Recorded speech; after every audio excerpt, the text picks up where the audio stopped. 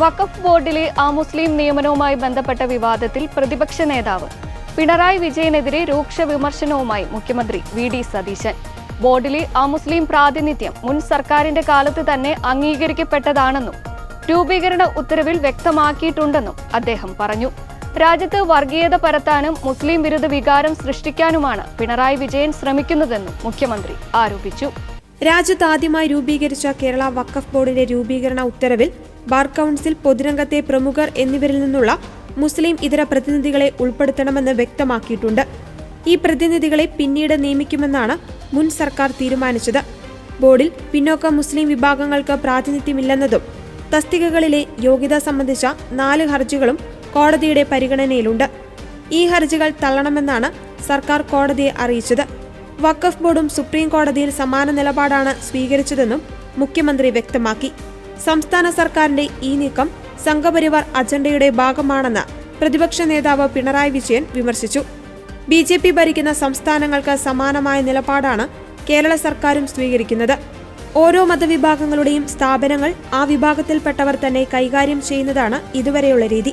വഖഫ് ബോർഡിൽ അമുസ്ലിങ്ങളെ ഉൾപ്പെടുത്തുന്നത് സ്ഥാപനത്തിന്റെ സ്വന്തം സ്വഭാവം തകർക്കുമെന്നും പിണറായി വിജയൻ ആരോപിച്ചു.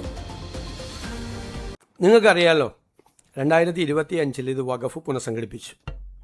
ഇന്ത്യയിൽ വളരെ എതിർപ്പുകൾ പ്രതിപക്ഷം മുഴുവൻ എതിർത്ത് ഇത് പാസ്സാക്കിയ വഖഫ് ആക്ട്, സെൻട്രൽ ഗവൺമെൻറ് പാർലമെൻറ്റിൽ പാസ്സാക്കിയ വഖഫ് ആക്ട് പാസ്സായതിനു ശേഷം ആദ്യമായി രൂപീകരിച്ച വഖഫ് ബോർഡാണ് കേരളത്തിലേത് ആദ്യത്തെ. അതിൽ രൂപീകരിച്ചപ്പോൾ തന്നെ ആ രൂപീകരണ ഉത്തരവിൽ തന്നെ എഴുതിയിട്ടുണ്ട്, ഇത് ഒരു മുസ്ലിമേതര 2 പ്രതിനിധികളെ, നോൺ മുസ്ലിം പ്രതിനിധികളെ വെക്കണമെന്നുണ്ട്. അപ്പോൾ അതിൽ ഈ ഉത്തരവിൽ തന്നെ ഉണ്ട്, മുസ്ലിമേതര പ്രതിനിധിയെ പൊതുകാര്യ പ്രസക്തരിൽ നിന്നും ബാർ കൗൺസിലിൽ നിന്നും തിരഞ്ഞെടുക്കുമെന്നാണ് സർക്കാർ അറിയിച്ചത്. അവർ 2 പേരെ പിന്നീട് നിയമിക്കും എന്ന് കഴിഞ്ഞ സർക്കാർ അറിയിച്ചു. അവരെ പിന്നീട് നിയമിക്കും. ബാർ കൗൺസിൽ ഇലക്ഷൻ നടക്കുന്നതുകൊണ്ടാണ് അതിനുശേഷം നിയമിക്കും. ആ ഉത്തരവിൽ തന്നെ ഉണ്ട് നോൺ മുസ്ലിം പ്രതിനിധികളെ, കാരണം സെൻട്രൽ ആക്റ്റാണ്. നോൺ മുസ്ലിം പ്രതിനിധികളെ, മുസ്ലിമേതര പ്രതിനിധികളെ പിന്നീട് വയ്ക്കും എന്ന് പറഞ്ഞുകൊണ്ടാണ് ഇത് വെച്ചത്. അതിനുശേഷം 4 ഹർജികൾ കോടതിയിൽ വന്നു. 4 ഹർജികളിലെ പ്രധാനപ്പെട്ട പോയിന്റുകൾ എന്തൊക്കെയായിരുന്നു? ഒന്ന്, ഈ നോൺ മുസ്ലിം ആളുകളെ വെച്ചിട്ടില്ല. 1. രണ്ടാമത്, മുസ്ലിം വിഭാഗങ്ങളിലെ ഷിയ, ബോറ, ആഘാഖാനി, പിന്നോക്ക മുസ്ലിം ഇവരുടെ പ്രതിനിധികളെ വഖഫ് ബോർഡിൽ വെച്ചിട്ടില്ല. പിന്നെ സെക്ഷൻ 14 അനുസരിച്ച് ഓരോ കാറ്റഗറിയും അത് നിർണ്ണയിക്കുന്നത് മാൻഡേറ്ററിയാണ്, നിർബന്ധമാണ്. അത് ചെയ്തിട്ടില്ല. പിന്നെ ഇപ്പോൾ വെച്ചിരിക്കുന്ന ആളുകൾ യോഗ്യരായിട്ടുള്ള അല്ലാത്ത ആളുകൾ വെച്ചിട്ടുണ്ട് എന്ന് പറഞ്ഞു. ഇതാണ് 4 ഹർജികൾ വന്നത്.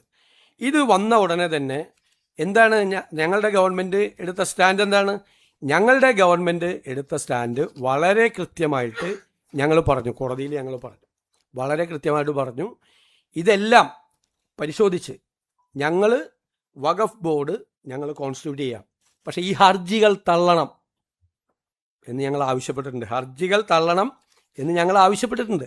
കോടതിയിൽ ഞങ്ങൾ ആവശ്യപ്പെട്ടിട്ടുണ്ട്, ഹർജികൾ തള്ളണം എന്ന് ഞങ്ങൾ ആവശ്യപ്പെട്ടു.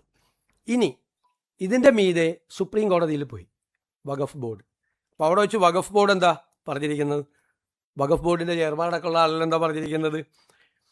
അതായത് അമുസ്ലിം അംഗങ്ങളെ സെക്ഷൻ 14 പ്രകാരം വെച്ചുകൊള്ളാം, ബാർ കൗൺസിലിൽ നിന്നും പൊതുകാര്യ പ്രസക്തരിൽ നിന്നും മുൻ വാഗ്ദാനം അനുസരിച്ച് ചെയ്തു കൊള്ളാം. ഇപ്പോൾ പോയില്ലേ ഇതെല്ലാം? അവർ പോയി പറഞ്ഞാണ്, സുപ്രീം കോടതി പോയി പറഞ്ഞാണ് വെച്ചുകൊള്ളാം. സെക്ഷൻ 14 പാലിച്ച് വഖഫ് മുന്നോട്ട് കൊണ്ടുപോകാൻ അനുമതി വേണം. കേരള സർക്കാർ ഹൈക്കോടതിയിൽ ഹർജി തള്ളണം എന്ന് പറഞ്ഞിട്ടും ഹൈക്കോടതി തള്ളിയില്ല.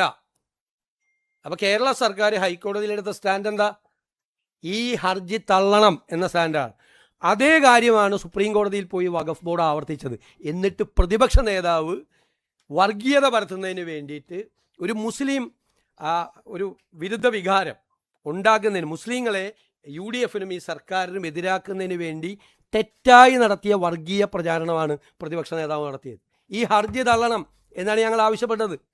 ഈ ഹർജിക്ക് മുമ്പ് തന്നെ ഇത് നിയമിച്ച സമയത്ത് ഈ 2 അമുസ്ലിം അംഗങ്ങളെ ഞങ്ങൾ നിയമിച്ചുകൊള്ളാം എന്ന് പറഞ്ഞ സർക്കാരാണ് അദ്ദേഹത്തിൻ്റെ സർക്കാർ. It's on record. അദ്ദേഹം പറഞ്ഞിട്ടുണ്ട്, അവരുടെ ഗവൺമെൻറ് പറഞ്ഞിട്ടുണ്ട് 2 പേരെ വെച്ചുകൊള്ളാം.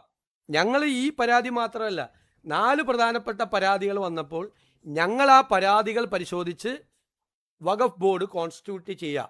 പക്ഷേ ഈ ഹർജികൾ തള്ളണം, ഗവൺമെൻറ് ചെയ്തോളാം എന്ന് പറഞ്ഞു. ഗവൺമെൻറ്റിൻ്റെ ഈ സ്റ്റാൻഡിനെയാണ് വഖഫ് ബോർഡ് പോയി സുപ്രീം കോടതിയിൽ പോയി ഉയർത്തിക്കാട്ടിയത്. ഹർജി തള്ളണമെന്ന് സംസ്ഥാന സർക്കാർ പറഞ്ഞിട്ടും ഹൈക്കോടതി ഞങ്ങൾക്ക് പ്രവർത്തിക്കാൻ അനുമതി തരുന്നില്ല. ഞങ്ങൾ നേരത്തെ വാഗ്ദാനം ചെയ്തിരുന്നത് പോലെ 2 അമുസ്ലിങ്ങളെ വെച്ചുകൊള്ളാം എന്ന് പറഞ്ഞിട്ട് ഈ വർഗീയ പ്രചരണം നടത്തി ഞങ്ങളുടെ സർക്കാരിനെ പ്രതിക്കൂട്ടിലാക്കാൻ പ്രതിപക്ഷ നേതാവോ CPM വിചാരിച്ചാൽ നടക്കില്ല. ഇതാണ് ഞങ്ങളുടെ സ്റ്റാൻഡ്. ക്ലിയറാണ്.